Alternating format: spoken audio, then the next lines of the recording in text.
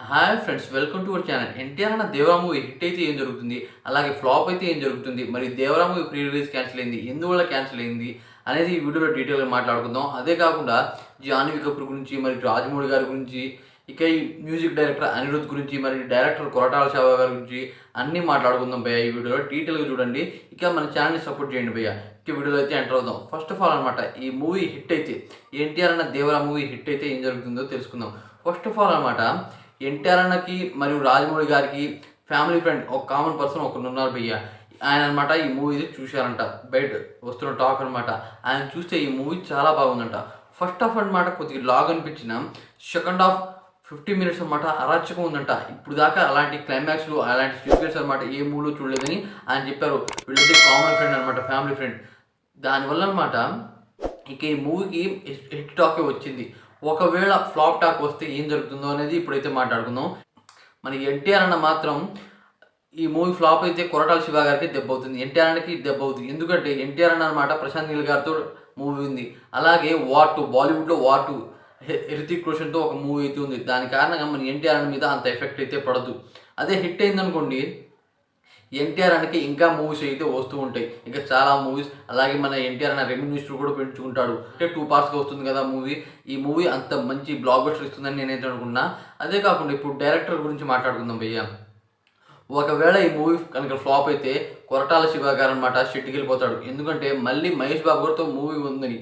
అది అనమాట SSM 29 movie అయిపోయిన తర్వాత దాదాపు 5-6 సంవత్సరాల తర్వాత, అప్పుడు దాకా అనమాట కొరటాల శివ గారిని దేకరు. దాని కారణంగా కొరటాల శివ గారు ఈ మూవీని మంచిగానే తీసి ఉండాలి చెప్పాలంటే, కానీ మంచి టాక్ అయితే వచ్చింది చెప్పాలంటే. అదే కాకుండా ఇప్పుడు అనమాట రీసెంట్గా అనిరుద్ గురించి మాట్లాడుకుందాం. అనిరుద్ భయ్య తమిళ్లో అనమాట మంచి సాంగ్స్ అయితే ఇస్తున్నారు చెప్పాలంటే. అలాగే దేవరా మూవీకి ఇచ్చారు. ఆయన ఇచ్చిన దావుదీ సాంగ్ వల్ల అనమాట ఆ మూవీ రోల్ టైటిల్లో పెడదామని చెప్పారు, అది కూడా తీసేశారు. ఆ మూవీలో ఆ సాంగ్ కనుక ఉంటే మూవీ ఫ్లాప్ అయిపోతుందని రెండు సాంగ్స్ అయితే వచ్చాయి. ఆ సాంగ్స్ అనమాట చాలా బాగున్నాయి చెప్పాలంటే. ఫియర్ సాంగ్, అలాగే చుట్టుమల్లె సాంగ్, ఈ సాంగ్స్ అనమాట చాలా మంచి వైరల్ అయ్యాయి. కానీ భయ్య ఇప్పుడు రజనీకాంత్ తమిళ్లో ఒక సినిమా అయితే వస్తుంది భయ్య, దానికి మ్యూజిక్ కొట్టాడు అనిరుద్ భయ్య. మామూలు కొట్టలేదు, తన సొంత భాషకి అలా కొడుతున్నాడు.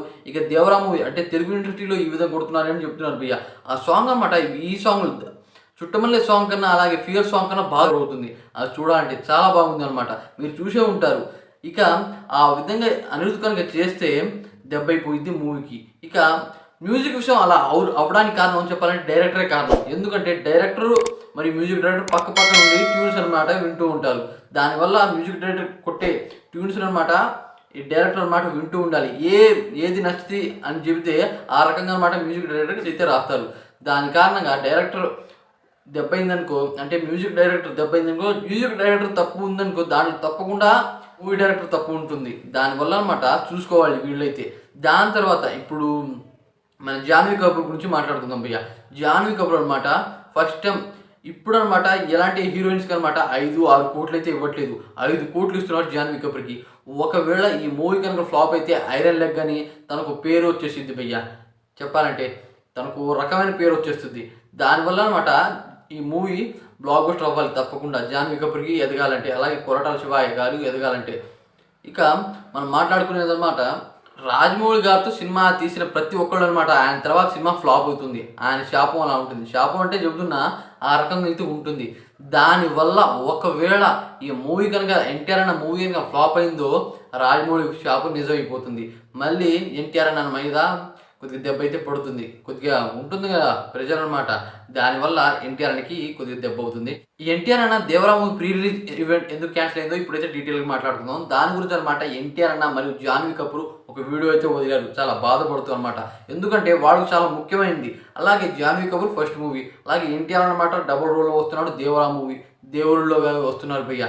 దానివల్ల దీని అనమాట కండక్ట్ చేసింది సిరియాస్ మీడియా వాళ్ళు.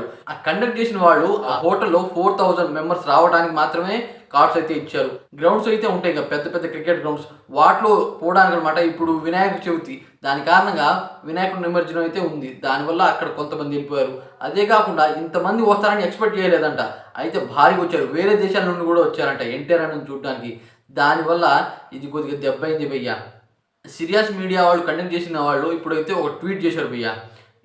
ఏంటంటే ఇలా జరుగుతుందని మేమైతే ఊహించుకోలేదు, వినాయక చవితి అవ్వడం కారణంగా, అలాగే కొద్దిగా మీటింగ్స్ ఉండటం కారణంగా పోలీసులు అక్కడ వెళ్ళిపోయారు. మా దగ్గర పోలీసులు లేరు. అందుకే స్టాఫ్ ఉంటే మాత్రం మేమైతే బయట ప్లే గ్రౌండ్‌లో చేసేవాళ్ళం అని చెప్పారు.